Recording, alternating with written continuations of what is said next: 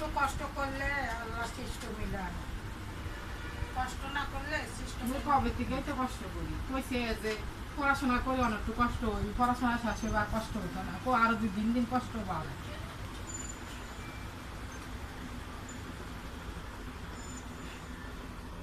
দিন দিন আরো কষ্ট পাবে। এই সময়টা বলতেছি থাক পড়াশোনা করতে আছে, কিছু কষ্ট করে এখন তো না খায়া খাই, বিরক্ত খায়া খাই, আরো দিন দিন কষ্ট হবে। এটা ছাউন নাই যে, ওই ছাউন নাই,